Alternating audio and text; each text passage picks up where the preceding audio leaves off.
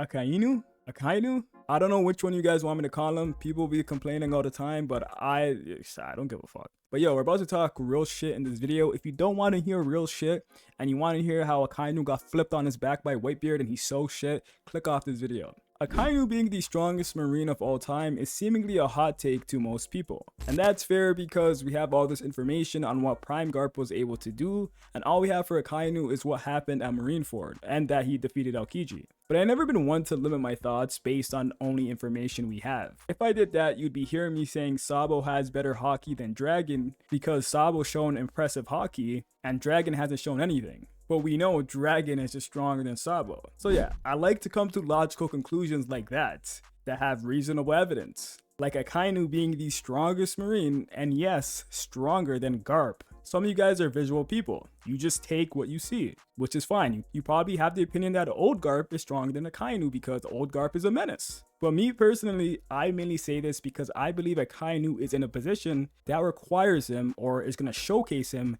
as the strongest marine. Maybe even the strongest character in One Piece. Okay, I'll be honest, I don't have that opinion anymore because of this whole Agate Island stuff, but that's not the point.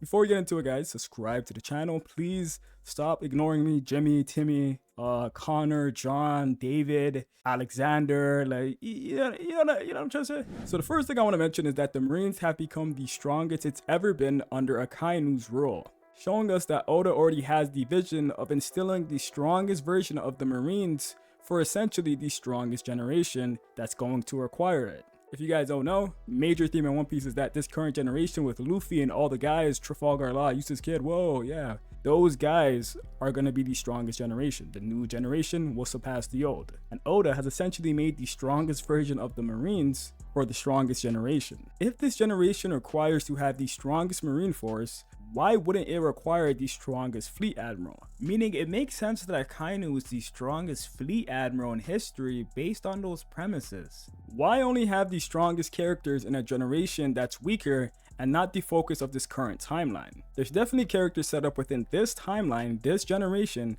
that need to be stronger than the people we've seen in the past. These new generation of characters need to be tested, and they need to be elevated to a point where they can surpass the previous generation. Having weaker enemies makes it harder and harder for that to be the case.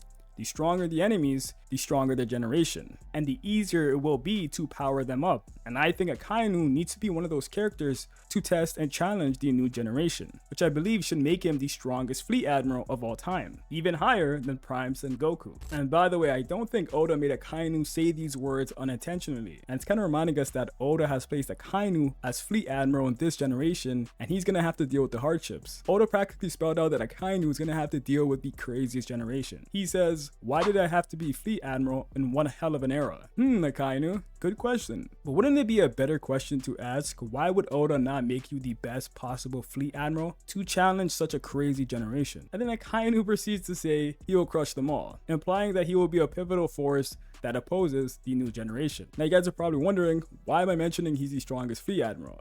That's cool and all. I want to put into perspective how strong it basically makes Akainu if that's the case. Sengoku, the previous fleet admiral, was scrapping with Go, Roger. Roger even admitted that Sengoku could give him a good fight. Now if I'm saying that Akainu is the strongest fleet admiral, you can figure out what that implies. This should mean that Akainu is with those upper echelon of characters, because if Sengoku was an admiral at the time able to fight Roger, and I'm saying Akainu is stronger than that version of Sengoku, you know what I'm trying to say? You guys may have understood what I just said, but a part of you is probably saying a character is only as strong as they need to be. Akainu can be as strong as you're saying, but I'm not really buying it if it's just because he's in the strongest generation or he has to fight the strongest generation. These characters only need to be as strong as you say because they need to serve a purpose. It's very ambiguous to just say he needs to fight the new generation and test them. That's why he's so strong. Akainu's purpose to many is to be a basic quote-unquote shitty admiral that's sitting in a desk waiting to get dogged on by God knows who. Like someone's gonna pull up on him and take his life. That's what people think. The admiral's perception in the community has gotten to a point where people think they aren't worthy combatants to strong top tiers. Or Akainu's entire role in the series was to sit around and wait for Sabo to take his life. Yo, that's just so ridiculous to me. So, what role will Akainu play that needs him to be so strong? Who's these new generation members that he's going to test? That leads me to the fated reunion. There is a major theme in One Piece that people who have scars are tied to each other as fated enemies. When Zoro first met Mihawk, they fought to the death. Mihawk spared Zoro in the end, but he ended up leaving a scar on his chest for life. And as we know, Zoro and Mihawk are destined to fight. Shanks and Blackbeard as well. They once fought before and Blackbeard was able to scar Shanks. Shanks now has a giant scar on his eye. And ever since, Shanks' purpose for a while was to just try to contain and stop Blackbeard. Shanks has been actively linking himself to Blackbeard. He somehow made his way to Wano because he was trying to intercept Blackbeard. But you guys get the point. They are sworn enemies. They had a stare down at Marineford where Blackbeard says he's not ready to fight Shanks. But there probably will be a time where he feels that he is. And now that Shanks wants to get the One Piece, that encounter looks more inevitable. Oden and Kaido. Oden scarred Kaido and changed his whole outlook on life. Oden scarring Kaido became Kaido's whole personality to a degree. Oden's fight with Kaido has been his most impactful and meaningful fight he fought until he met Luffy, mainly because Oden scarred him. These scars in a way have signified these characters being each other's greatest enemies. This should also apply to Luffy and Akainu. As we recall, Akainu has left a significant scar on Luffy's chest. This scar even still holds impact to Luffy since post time skip when Jinbei mentions Akainu becoming Fleet Admiral, Luffy grabs his chest and it begins to throb. This scar should follow the theme of them being each other's faithful enemies, like it was for the other guys I mentioned. Akainu and Luffy are also destined to meet based on what they represent. Luffy at the time of becoming Pirate King means he will become the most free, and with Luffy's Zoro, it allows him to fight as free as he likes. So Luffy is essentially the embodiment of freedom, and the person who's the opposite of that would represent authoritarianism. Yo, I don't know if I said that correctly. The enforcement or advocacy of strict obedience to authority at the expense of personal freedom. And Akainu is the embodiment of authoritarianism. He's the person who advocates the most for absolute justice and has a burning passion to eradicate and contain all the pirates. And he would most definitely want to do that or feel the need to do that for the most notorious one, which is Luffy. Oda highlighted Akainu's character as representing absolute control over these pirates, and highlighted Luffy's character as representing the most free out of the pirates, making them natural enemies. The man who portrays he hates pirates the most is living in a generation where he will witness the greatest one emerge. The man who flips the world on his back. The man who will cause Akainu the most problems, Monkey D. Luffy. And at the head of his faction, being the Fleet Admiral, he's kind of required to pursue Luffy at that point, since already throughout the entire series, many attempts have failed on his end regarding the Marines. The Marines' strongest fighters had several encounters with Luffy and failed, such as Fujitora letting Luffy go in Dressrosa, Greenbow not getting the job done in Wano, and Kizaru not getting the job done in Egghead Island. When Luffy becomes Pirate King, Akainu will be forced to get his hands dirty because he already relied too much on his other guys and they just couldn't get the job done. He can no longer sit around. It's going to be his problem. There's also many things tying Akainu to Luffy as well, and it's simply his impact he had on Luffy as a character. Akainu was the man that forced Luffy to become stronger by killing his brother right in front of him. He made him want to become so strong that he's never helpless again. Akainu made Luffy feel like he's useless and that his dream of being Pirate King isn't possible anymore. For a character like Akainu to have that psychological impact on Luffy, who's displayed to have the strongest will in the series,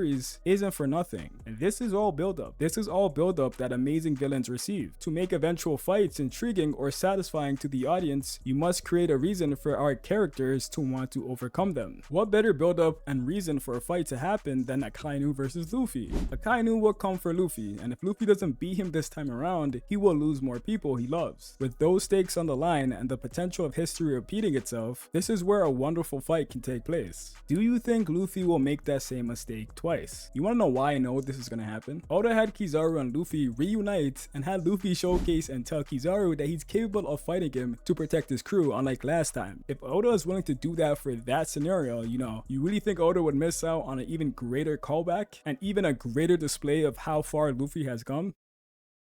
Now you might have noticed why I kept saying Luffy will fight Akainu after he finds the One Piece and becomes Pirate King, and there's an explanation for that. Essentially, the show has been building up to the final war, and that's going to take place after Luffy finds the One Piece. We mainly know this because of what Whitebeard said at Marineford, Sengoku, aka the Marines, and the world government fear the great war that will come one day. The world will be flipped upside down after someone finds the One Piece. And in recent chapters, it was highlighted that whoever finds the One Piece will find the truth of the world, and we already kind of knew this. Meaning, when Luffy finds the One Piece, he will most likely take action and try to take down the world government, similar to what Joy Boy did. Joy Boy rallied up entire nations in order to try to take down the world government, and Luffy's Joy Boy, and Luffy has all these allies. It's all building up to this. But obviously we know Joy Boy with the allied kingdoms tried to take them down and they failed. Luffy is set up to pick up where Joy Boy left and is our main character and is the only one who can finally liberate the world. This relates to Akainu because he's obviously a part of the world government. Well, he takes orders from the world government. The Marines are a faction under the world government, and he is obligated to protect them. There's two ways I can see this. The first one is, it's not likely that Akainu leaves his office often, since it's probably important for the fleet admiral to manage the headquarters and not leave it defenseless, especially when other admirals are away. But it could be a case where Luffy finding the truth of the world is probably an incentive for him to gather up troops and gather all the allies he created throughout his entire journey, meaning he could be bringing the fight to the Marines. And the second option, which is more likely, because when Luffy becomes Pirate King, the world government, including Akainu, will have no choice but to pursue Luffy based on the knowledge he now possesses and based on the person he is. They have shown the measures they are willing to go in order to eradicate anyone with the knowledge of the Void Century. Take Egghead for example. They sent an admiral and a Gorosei who never ever leave the Holy Land just to go kill Vegapunk because they suspected him of researching the Void Century. We all know the O'Hara incident. We all know you can't decipher poneglyphs. We all know Robin's history, and she's even getting hunted down today like crazy. If you have knowledge or know anything, you will be an immediate target that gets destroyed. Luffy will find out more than anyone ever did. He will be getting the most information. He will become the most notorious character. He will be doing this shit on the craziest scale that the world government and the Marines need to take full action against. And Luffy's even a bigger threat to them because he's Joy Boy. And you see how Imu reacted when he felt Joy Boy's haki, or he sensed Joy Boy's haki. This isn't just one admiral or Gorosei being sent to Luffy when he becomes Pirate King. It's gonna have to be an armada. Some crazy shit. Meaning Akainu, accompanied by the strongest forces in the world government and the Marines, are going to try to come for Luffy. At the end of the day, no matter how you see it, I can't really tell you 100% how they're going to meet, but it's going to happen. And if Akainu fights a Pirate King Luffy, that version of Luffy will be stronger than Roger. And Akainu would essentially be fighting a character stronger than Roger. And I'm willing to bet a highly intriguing and anticipated fight like that would be competitive for entertainment value especially. Because like I said earlier, Akainu has all this build up. For you to be a truly amazing villain, you're gonna get an amazing fight. These reasons are why I anticipate Akainu to be so strong. None of that extra shit about trying to power scale him being weaker than Old Sick Whitebeard is going to change that for me. And so why I didn't mention any power scaling in this video. Akainu hasn't shown any anti-feats that could make Oda not portray him as strong as he wants. Our power scaling isn't what determines future events in the story. That's why I don't entertain all the BS about scaling him to commanders or under Whitebeard while he was dying. I don't care. But yeah guys, I just wanted to talk about Akainu. Probably gonna keep this video up for any people who really want to know my opinion on him. Maybe I'll talk about his magma fruit being the strongest fruit in the show, or he defeated an admiral, or he beat Whitebeard in Marineford. Yeah, power scaling, bro. Whoa! Alright, but that's it guys. Peace.